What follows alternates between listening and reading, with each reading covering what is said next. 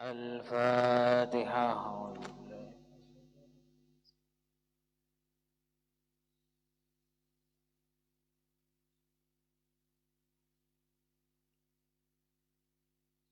بسم الله الرحمن الرحيم. قال المؤلف رحمه الله تعالى: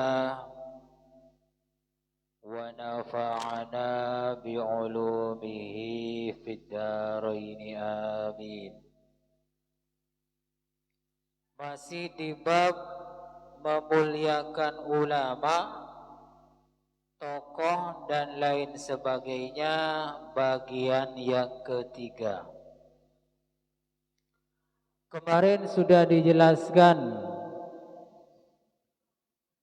oleh Al-Quran bahwa orang yang berilmu dengan yang tidak berilmu itu tidak sama. Kemarin sudah dijelaskan tentang orang yang berilmu mendapatkan hidayah, yang takut kepada Allah, dan orang yang berilmu tapi tidak takut kepada Allah. Masih juga dalam hal ini bukan hanya urusan pribadi ya. Yang lebih banyak ilmunya itu lebih unggul daripada yang tidak berilmu atau kurang berilmu. Bukan hanya soal pribadi, soal negara pun. Negara yang ilmunya lebih banyak, teknologinya lebih canggih, SDM masyarakatnya lebih unggul, mental rakyatnya lebih kuat, itu juga mempengaruhi. Dan beda dengan negara yang ilmunya lebih rendah, teknologinya lebih rendah, SDM sumber daya manusianya juga lebih rendah, mentalnya juga rendah. Beda itu, beda. Ada buktinya? Ada. Suatu ketika itu ada sebuah berita kemarin di televisi, hampir semua televisi itu menyiarkan bahwa umpama Israel perang dengan Iran, menurut pengamat Timur Tengah, Iran lebih siap perang dalam segala halnya melawan Israel. Buktinya apa?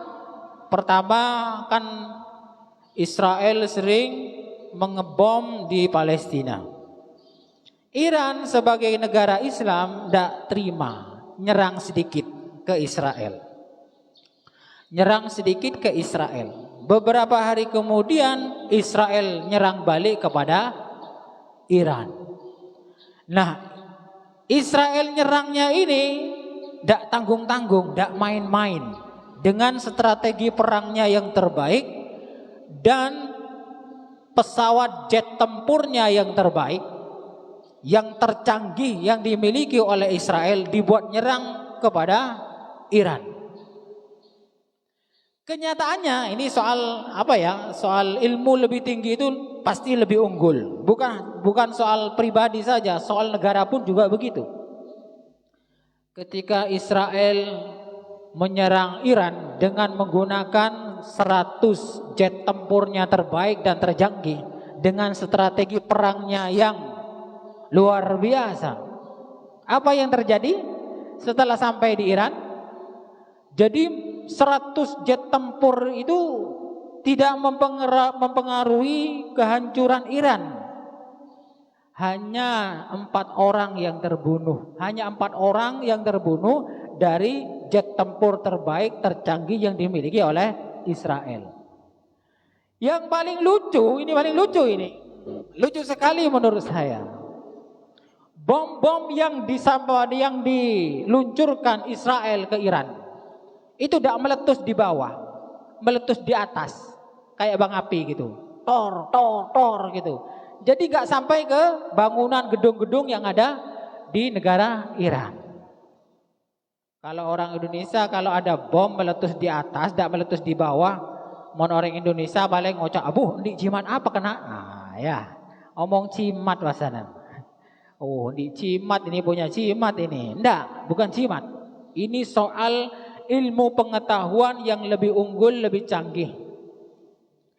Jadi Iran itu mempunyai sistem teknologi perang yang cukup canggih. Ketika ada bom-bom masuk ke wilayah Iran, tidak sampai ke bawah, itu sudah meletus di atas. Sudah diserang dari bawah, itu otomatis. Tidak usah menunggu orang. Jadi otomatis ada bom mau masuk, jedar di atas, masuk lagi jedar itu. Ngambang api, begitu. Padahal bomnya itu bom-bom yang terbaik yang dimiliki oleh Israel menggunakan jet tempur, 100 jet tempur terbaik tercanggih oleh Israel. Kalah ilmu ya, kalah ilmu. Jadi menurut pengamat politik, menurut pengamat Timur Tengah, Iran lebih siap berperang dengan Israel kapanpun, dimanapun. Dan mentalnya orang-orang Iran itu katanya juga lebih siap, lebih kokoh, lebih kuat daripada orang-orang Israel. Makanya menurut pengamat Timur Tengah itu, Iran umpama berperang dengan Israel jauh lebih siap Iran.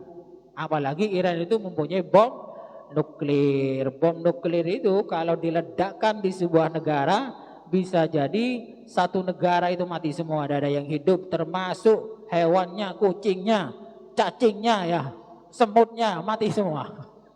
Iran punya senjata itu, namanya senjata nuklir ya.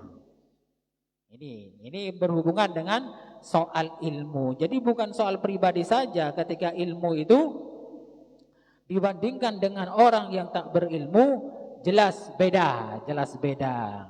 Ketika berhubungan dengan negara juga lebih unggul negara yang berilmu, yang lebih canggih daripada yang tidak canggih. Dalam soal ibadah juga begitu. Yang didahulukan itu adalah orang yang berilmu. Apa contohnya?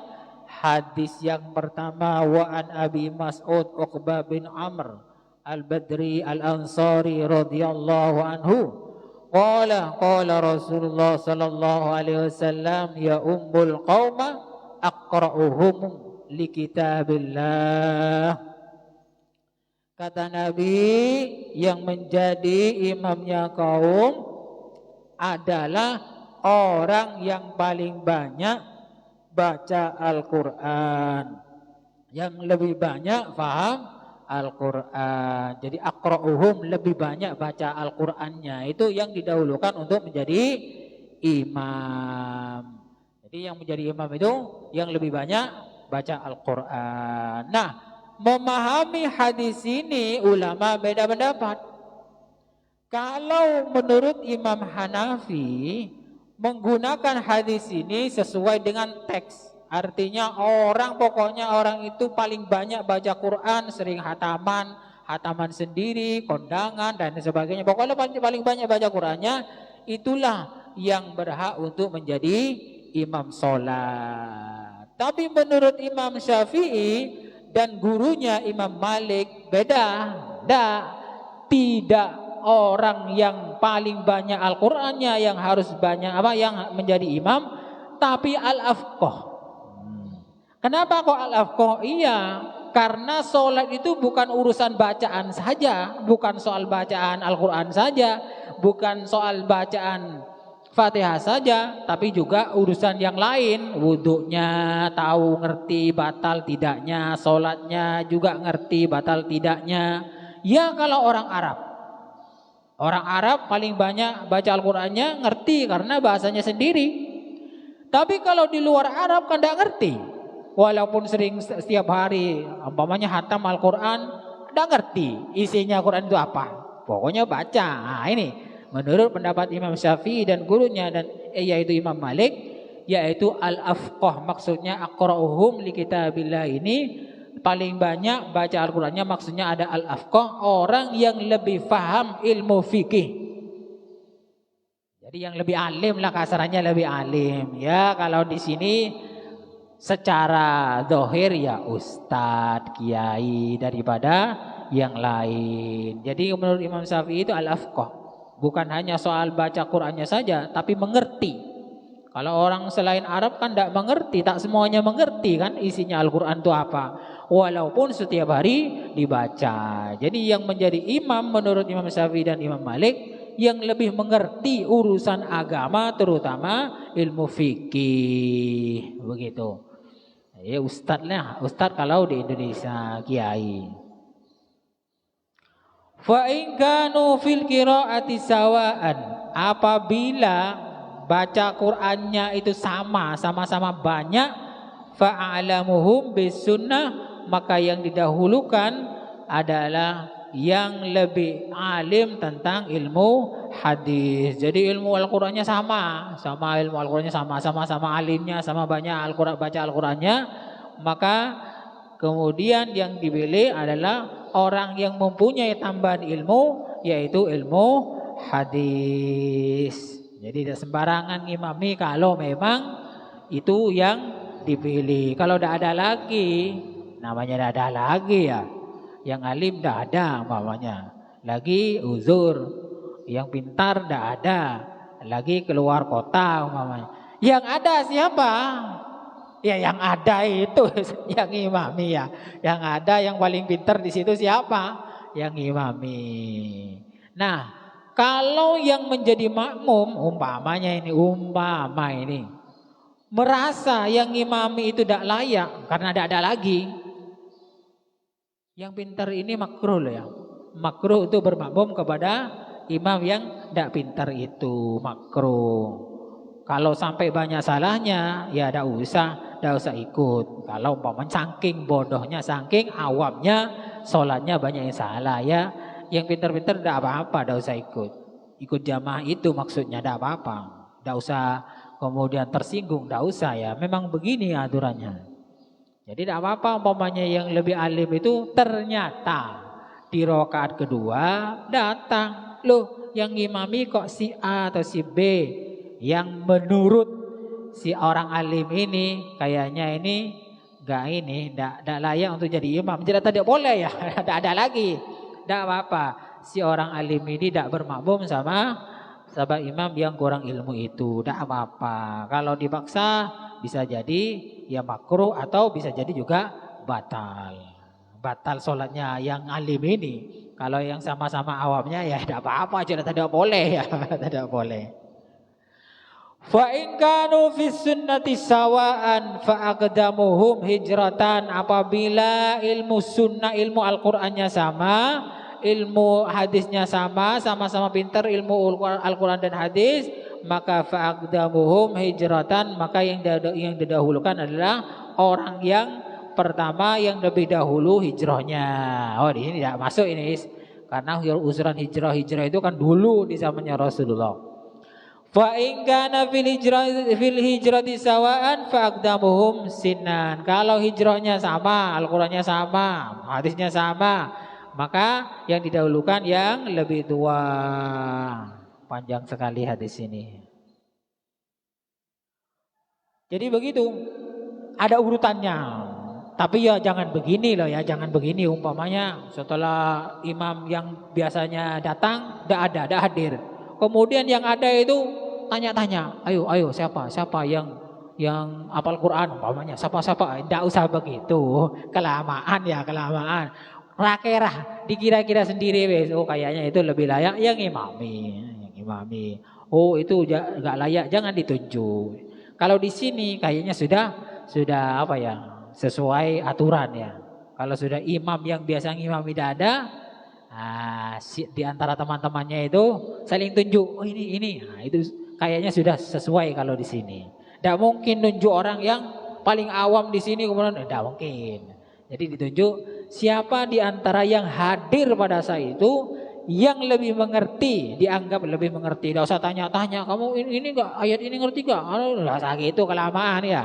Hadis ini ngerti enggak? Oh, kelamaan. Kira-kira saja. Oh, ini kayaknya ini pantas. Ini hadisnya panjang ini. Cukup sekian dulu, mudah-mudahan bermanfaat. Kurang lebihnya saya mohon maaf. Wallahu a'lam bishawab. Al-Fatihah.